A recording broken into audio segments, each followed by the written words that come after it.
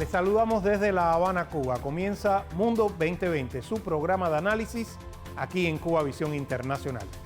Arranco nuestra emisión con un mensaje publicado en la red social Twitter por el subjefe de gabinete de la presidencia iraní para asuntos políticos, Mohammad Hanchidi. En una carta al presidente Ebrahim Raisi, su excelencia Salman bin Abdulaziz, rey de Arabia Saudita, dio la bienvenida al acuerdo y lo invitó a Riad, además de abogar por una fuerte cooperación económica regional. Raisi acogió con beneplácito la invitación y enfatizó la disposición de Irán para ampliar la cooperación. Ese es el mensaje de Hanchidi. Y esto es muy importante. ¿Acaso los grandes medios de Occidente no nos siguen vendiendo que ahora lo capital, lo inmediato, lo perentorio es facilitar más armas y más dinero a Ucrania para expulsar al agresor ruso, que todo en el Consejo de Seguridad de Naciones Unidas gira en torno a lo que solicitan Estados Unidos y sus aliados para seguir impidiendo los esfuerzos de paz que claman muchas naciones y pueblos, pues el conflicto atenaza de paso a la economía mundial?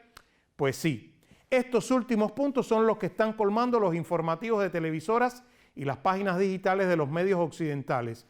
Todo para la guerra, pero de las protestas de los agricultores europeos por las severas pérdidas que le ocasiona el elevado subsidio a los cereales ucranianos, pues de eso no se habla, no es importante, son cosas veredes.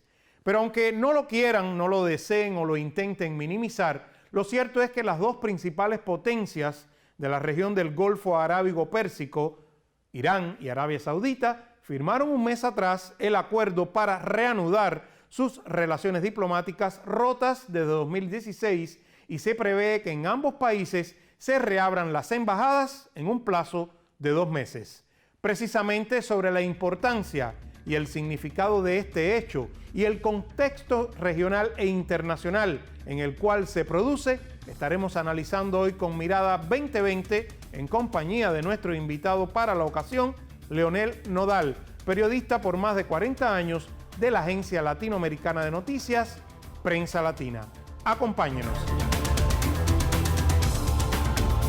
Muy contento de tenerte nuevamente acá con nosotros, mi estimado Leonel, y sobre todo porque vamos a abordar un tema que sé que te apasiona y que va a ser muy interesante, estoy seguro, para toda nuestra audiencia. Leonel, primero que todo me gustaría que brevemente nos caracterice tanto a la República Islámica de Irán como al Reino de Arabia Saudita, porque ambos son considerados como actores muy importantes ahí en esa región del Medio Oriente. Bueno, ante todo, muchas gracias, Mejía, y al canal por esta invitación. Mira, yo llegué al Oriente Medio, allá al Líbano, que fue mi primera plaza como fijo, como corresponsal, en 1978, a mediados de 78. Y en el verano, precisamente en el mes de Ramadán, salí de Etiopía hacia el Líbano. El vuelo más rápido y más directo que había era uno que iba de Addis Abeba a Adén, en Yemen, y de Yemen a Beirut. Y yo dije, perfecto, este es el mío. Pero resulta que en el camino, el avión que iba de Yemen hizo escala en Arabia Saudita. Y todo el mundo se bajó, y cuando yo fui a poner el pie fuera de la puerta del avión, me dijeron, usted no puede bajar aquí. Ante todo porque yo no era musulmán, y el segundo porque era cubano. Entonces, ese fue mi primer tope con Arabia Saudita, mucho antes de llegar a Beirut. Y cuando estaba en Beirut, ya estaban dando la revolución iraní. Islámica. La revolución que no era islámica, era una revolución popular. En ese momento todavía no se autoproclamaba contra como el Shah de Irán. Era la revolución contra el Shah y contra los servicios secretos del Shah, que eran espantosos, que mataban día por día a los opositores. El asesinato, los asesinatos, la tortura, el crimen en el Irán del Shah era algo espantoso. Y como para los musulmanes, a la muerte de 40 días después del entierro de un fallecido, se hace una procesión, un recordatorio, una especie de misa o algo así. De homenaje.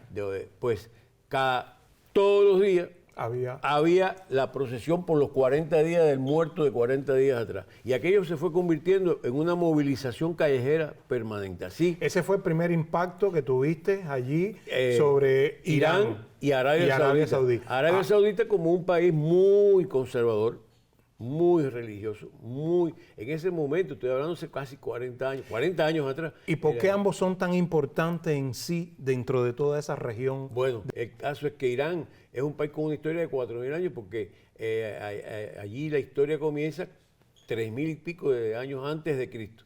Y bueno, es conocido los Medas primero y después un grupo de reinos que se van sucediendo en ese territorio hasta que llegan los persas.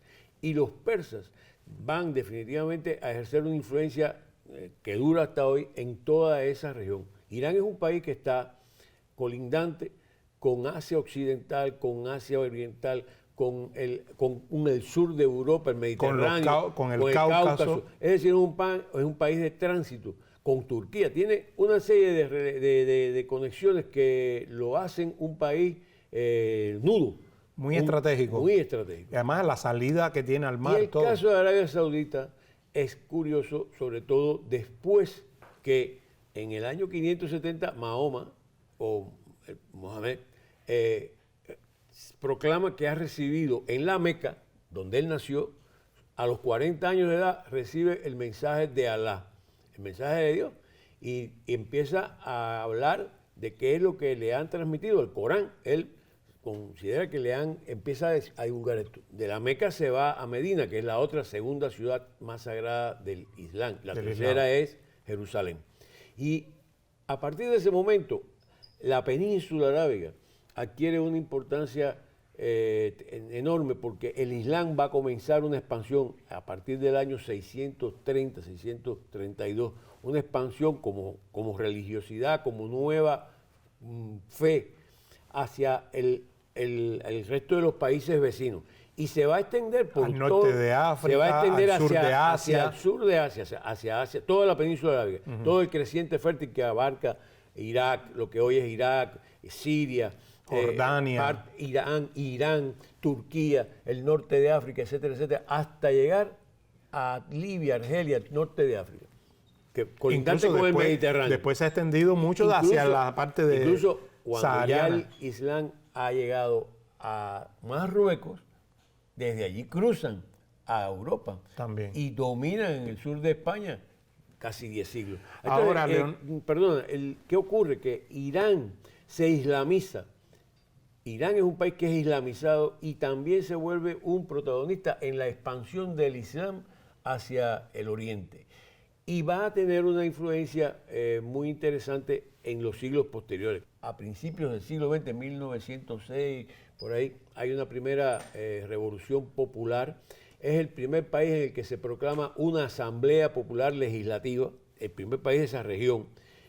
Y va a tener una influencia tremenda. Y hasta el 53, que le dan un golpe de Estado a un primer ministro nacionalista que había nacionalizado el petróleo, que estaba siendo codiciado en ese momento por Inglaterra y por Estados Unidos. Y el golpe de Estado se lo da a la CIA. Eso está totalmente documentado. Y en el caso de Arabia Saudita, el príncipe Saud, que es el fundador, por eso se llama saudita, el rey Saud, que es un príncipe de uno de los principados que estaban existiendo en Arabia, se va a pasar más de 30 años combatiendo y dominando a los principados circundantes y unificando la península arábiga. Y crea el reino. Y hasta 1932, fíjate, 32, todavía no hace 100 años.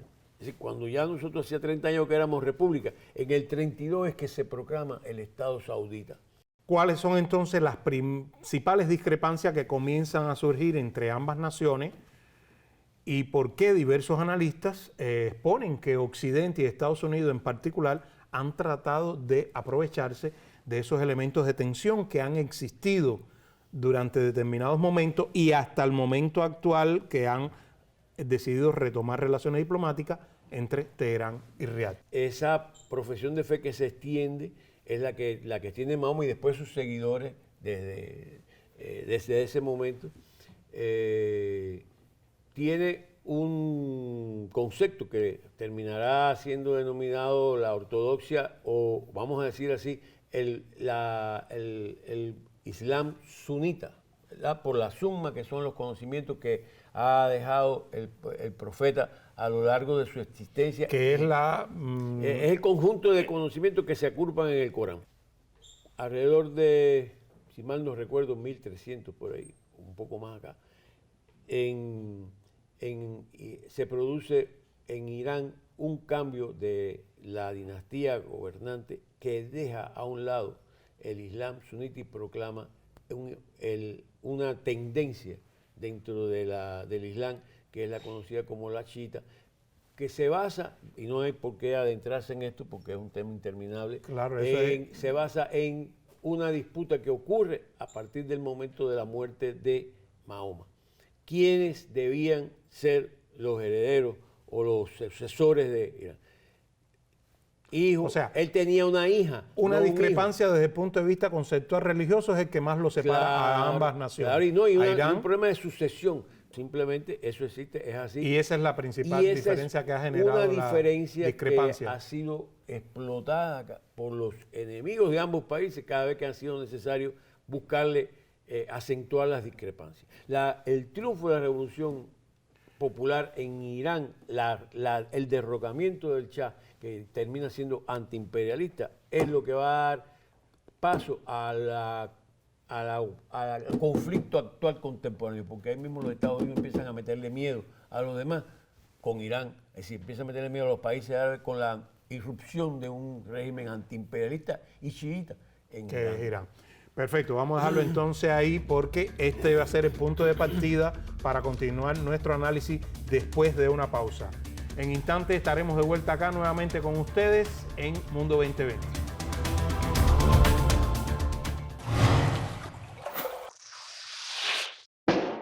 Me gusta viajar al pasado para hacerle preguntas.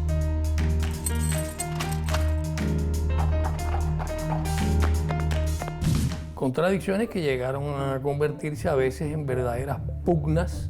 ¿Quién podía detener a la mujer en el largo camino de la independencia? La historia es una fuente para aprender de los errores que nos antecedieron.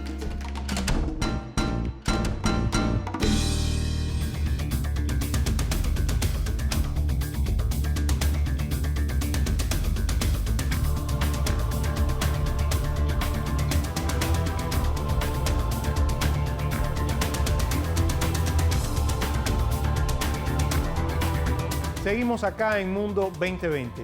Según expertos, la recuperación de los lazos entre los dos países del Golfo Pérsico es un gran fracaso para Washington, que ahora parece estar perdiendo su influencia en Oriente Medio, mientras sus esfuerzos para aislar económicamente a Irán se ven más amenazados.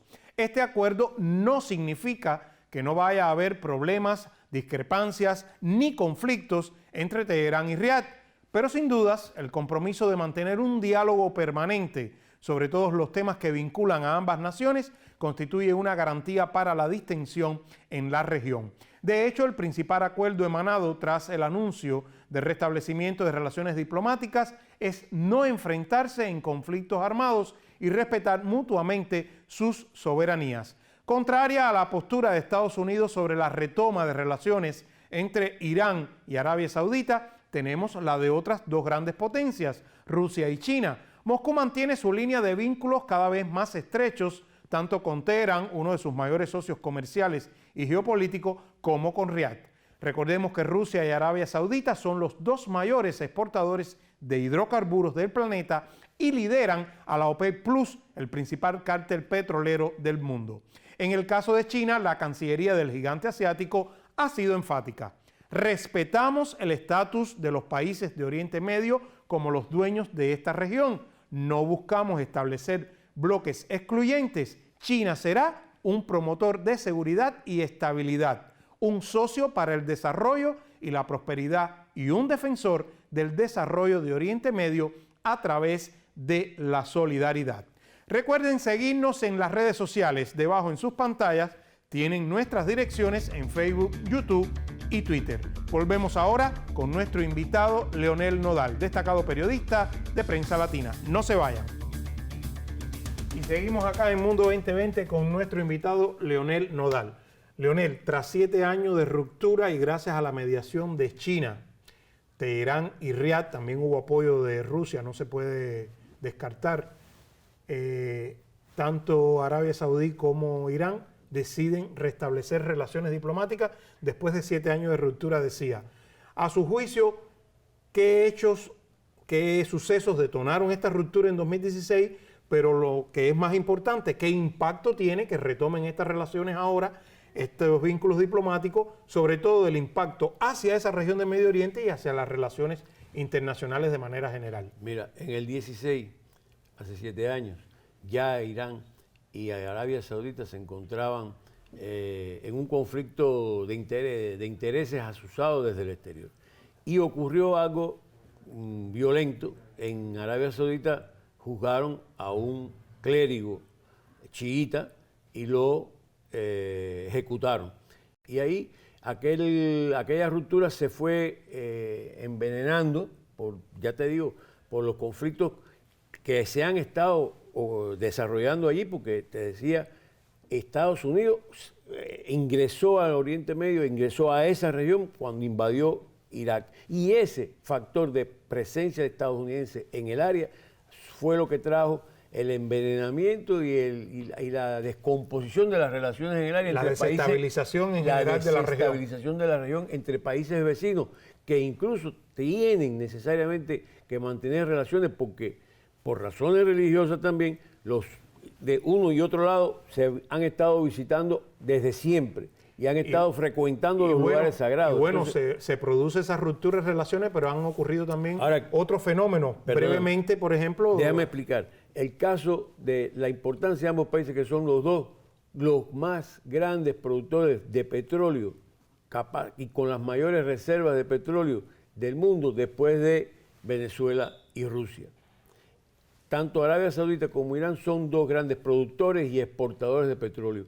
Y la crisis que se generó antes de la COVID, que ya venía caminando, y después de la COVID, dio lugar a una demanda por parte de unos países y a una necesidad de salir a exportar sus productos por parte de los exportadores que habían estado prácticamente paralizados. Acuérdate que el petróleo iba a costar hasta $0. Entonces, China es hoy el mayor importador de petróleo del mundo y es el mayor comprador de petróleo de Arabia Saudita y de Irán.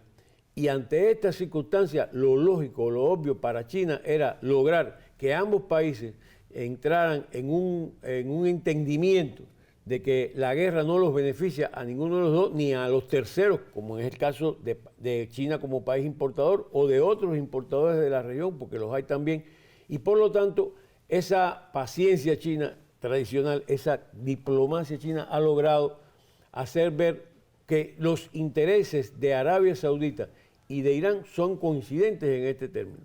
Y eso ha dado lugar a sobreponer sus superiores intereses a los conflictos de tercer orden que seguirán a lo mejor subyacentes, pero que podrán ser resueltos mediante las conversaciones. Ya se está hablando de la reanudación de los vuelos entre los 2 países. Ya hay un intercambio. La guerra del Yemen, que fue uno de los puntos de conflicto, está en vías de solución. Ya hay intercambio de prisioneros. Ya hay toda una serie de procesos que se están dando en este momento. En menos de un mes, la atmósfera en la región de Oriente Medio ha cambiado. Y para disgusto de Estados Unidos, que es el país más interesado en que allí hubiera desestabilización para beneficiar a Israel. Israel en este momento está en una crisis muy profunda y está muy preocupado precisamente por este entendimiento entre Arabia Saudita e Irán, porque quisieron utilizar a Irán como el pretexto incluso para forjar una alianza imposible entre países árabes musulmanes y ese Israel que mantiene sometido a Israel. Por ejemplo, esa es una consecuencia a los palestinos. Israel ha estado sometiendo al pueblo palestino a una opresión extraordinaria hasta hoy. Y había logrado incluso con la cuerda, digamos así, de Estados Unidos, de armar un proyecto de relaciones entre estos países árabes e Israel. Y eso ahora... Como tratando de que abandonaran la causa palestina. Claro, claro. Y bueno, desde el punto de vista de la geopolítica mundial es muy beneficioso que haya estabilidad en esta región. A los países de América Latina, por ejemplo, a los países subdesarrollados de África, que se están viendo beneficiados por el comercio con China y por las inversiones chinas, le conviene que China tenga los recursos necesarios para que pueda seguir invirtiendo y para que pueda seguir apoyando los proyectos de desarrollo en estas regiones. Acaba de estar Lula en China y los acuerdos han sido extraordinarios.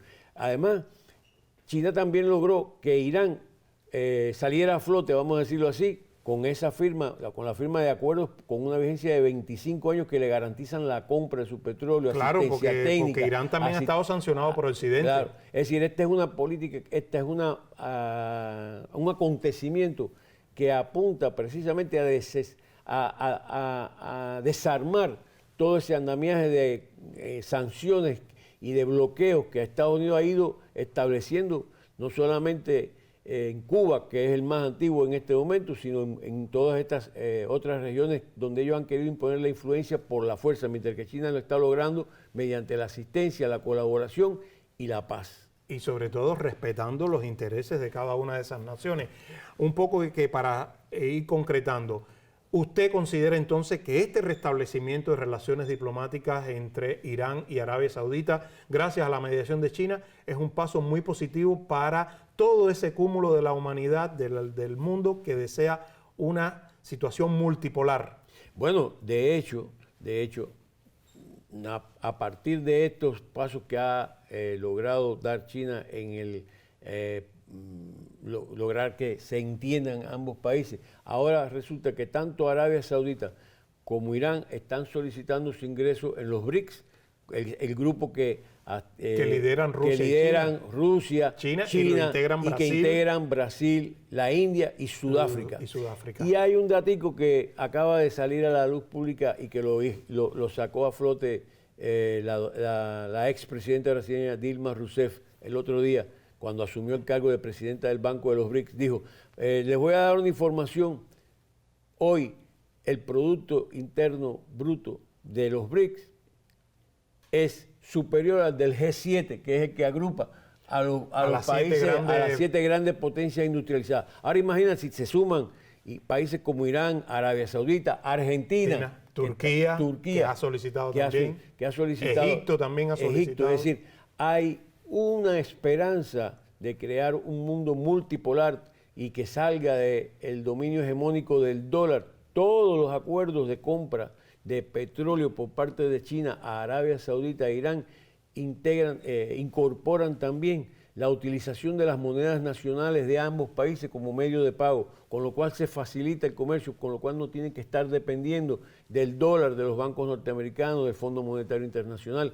Es decir, esto es una acción de mayor alcance estratégico que una guerra como la que Estados Unidos desató, las guerras que Estados Unidos desató en el Oriente Medio, por ejemplo. O sea que vale la pena entonces volver a reiterar y destacar ese papel mediador de China y también el respaldo que están teniendo los otros países que junto a China integran el BRICS. Y también, por ejemplo, la Organización de Cooperación de Shanghái. No quería terminar sin también hacerte alusión porque agrupa a varios países de toda esa región también que colinda con Irán y que también varios de los países del Golfo han solicitado integrarse también a esa Organización de Cooperación de Shanghái. Así es. La influencia que está ejerciendo China es además sobresaliente por lo siguiente. En los 40 años estos que yo estuve atendiendo y siguiendo los temas del Medio Oriente, Estados Unidos desarrolló un montón de guerras desde Afganistán, desde su invasión a Afganistán, y ya tú sabes, Irak, Libia, Siria. Entonces, y China no hizo la guerra a nadie. Hoy en día China está ya considerada la segunda potencia económica del mundo y hacia el 2030 se considera que habrá sobrepasado también, habrá podido llegar al primer lugar sobrepasando a Estados Unidos. Ahí hay una diferencia que queda a la vista de los pueblos del mundo que para juzgar dónde están los verdaderos aliados, quiénes son los convenientes aliados estratégicos y quiénes son los enemigos de los pueblos. Muchas gracias, Leonel, por habernos acompañado en nuestra emisión de hoy, por habernos transmitido todos estos importantes elementos a raíz de que la República Islámica de Irán y Arabia Saudita hayan reabierto sus relaciones diplomáticas gracias a la mediación de China y al respaldo, ¿por qué no?, de muchos otros países como lo es Rusia y otros que integran el grupo de países BRICS interesados en ese mundo multipolar que necesita la humanidad. Hasta aquí, los esperamos entonces en una próxima entrega de Mundo 2020.